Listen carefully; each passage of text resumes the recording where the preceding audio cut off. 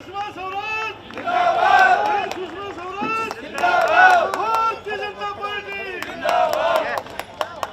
मालवीय नगर विधानसभा क्षेत्र से भारतीय जनता पार्टी की बहुत योग्य प्रत्याशी बहन आरती मेहरा जी, मंच पर आसीन मेरे दो पार्षद बंधु, तीन पार्षद, एक बहन दो बंधु, भाई सतीश उपाध्याय जी, भाई मोंटी जी, बहन अंकिता सैनी जी, डॉक्टर नंदिनी शर्मा जी, हमारे राष्ट्रीय सचिव भाई अनिल जैन जी,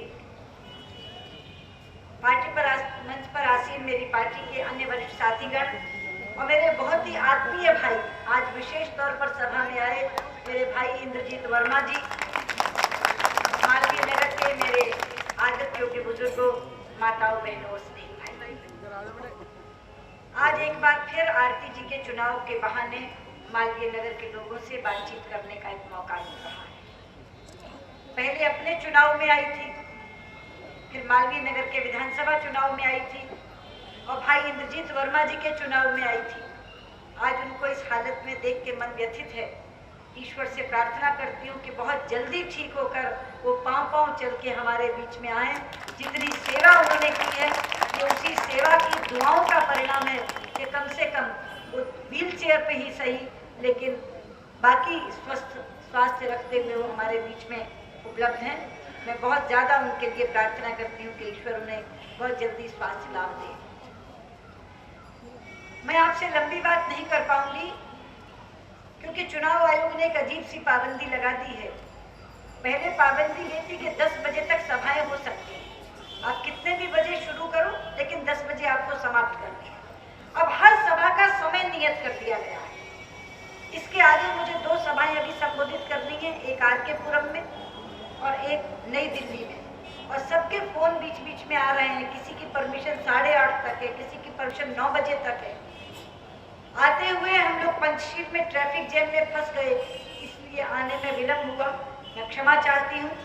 पर मुझे लगता है कि यहाँ ज़्यादा लंबा बोलने की आवश्यकता भी नहीं है, क्योंकि आप लोगों ने मन बना लिया है कांग्रेस को हराने का, बीजेपी को जिताने का।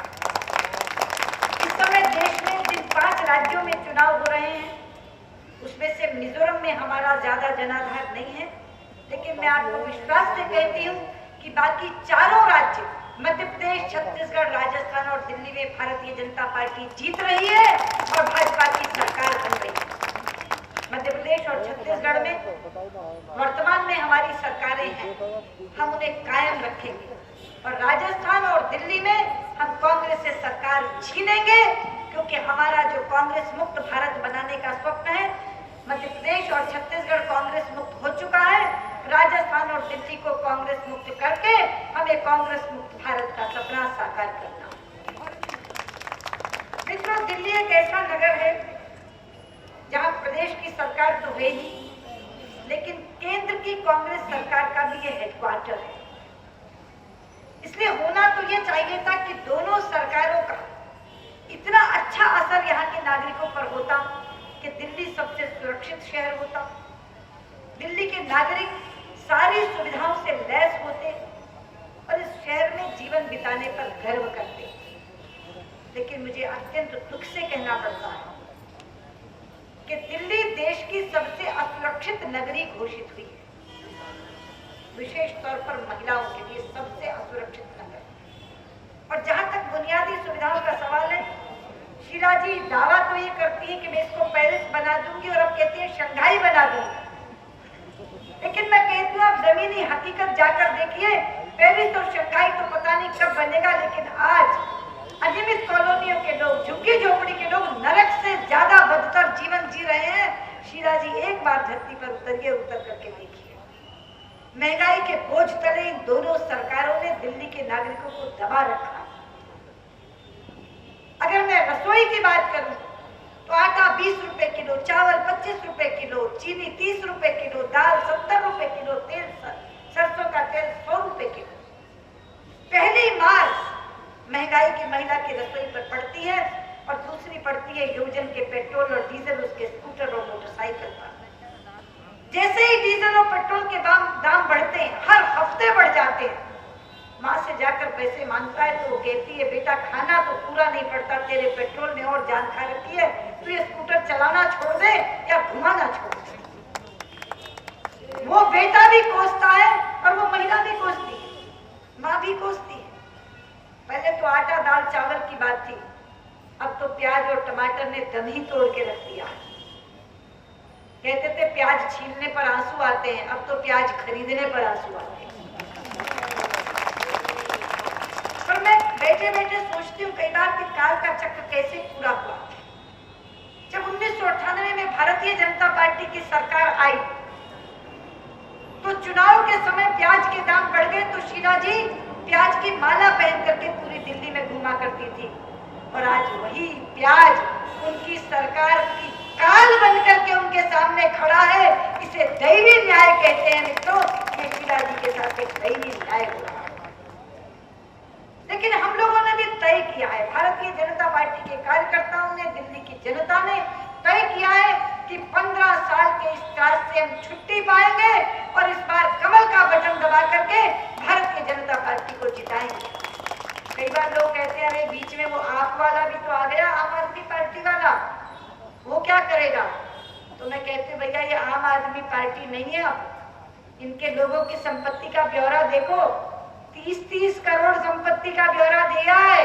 आज से इस आम आदमी पार्टी को अमीर आदमी पार्टी कहना शुरू कर दो, इसका नाम बदल दो, ये अमीर आदमियों की पार्टी है। और मैं इनके बारे में क्या कहूँ, एक बात ही कहना चाहती हूँ, अरे जो अन्ना का नहीं हुआ वो आप लोगों का क्या होगा? अन्ना हजारे के आंदोलन में घर से निकल करके एक टेक्स्ट पर, एक मैसेज पर, एक SMS पर लोग भागे चले जाते थे। और आज अन्ना ने कहा कि पहले तो मैं चाहता था कि कोई राजनीतिक दल बने नहीं, लेकिन आज मैं कहता हूं कि अगर अरविंद केजरीवाल को वोट देने में आऊं तो नोटा का बटन दबाऊंगा, इसको रिजेक्ट कर दूंगा, लेकिन इसके पक्ष में वोट नहीं डालूंगा। तो मैं आपसे एक ही प्रार्थना करने आई कि अगर आपने तय किया है कांग्रेस को हराना है तो फिर आम आदमी को वोट डालकर वोट व्यर्थ मत करिए, ये वोट जाया होगा। उनकी सरकार नहीं बननी, उनके व्यक्ति ने जीतना नहीं, लेकिन कांग्रेस विरोधी वोट काटने का काम अगर वो करते हैं तो ये बहुत बड़ा अन्याय हम अपने साथ करेंगे। इसलिए वोट को व्यर्थ मत जाने दीजिए। भारतीय जनता पार्टी ने बहुत योग्य प्रत्याशी के रूप में आरती मेहरा जी को यहाँ चुनाव के मैदान में उतारा। यहाँ की कॉर्पोरेटर रही, 2 बार मेयर रही, पार्टी की राष्ट्रीय मंत्री हैं और भारतीय जनता पार्टी की महिला नेत्रियों में अग्रणी पंक्ति में बैठती हैं। एक ऐसी महिला प्रत्याशी, योग्य प्रत्याशी आपको चुनाव के मैदान में मिली है। मैं आपसे अपील करना चाहती हूँ, जाइए 25 तारीख को कमल का बटन दबाइए, आरती मेहरा को यहाँ से जिताकर भेजिए। डॉक्टर हर्षवर्धन के नेतृत्व में भारतीय जनता पार्टी की सरकार दिल्ली में बनाइए और कांग्रेस मुक्त दिल्ली के साथ कांग्रेस मुक्त भारत की नींव डालिए। बहुत बहुत धन्यवाद।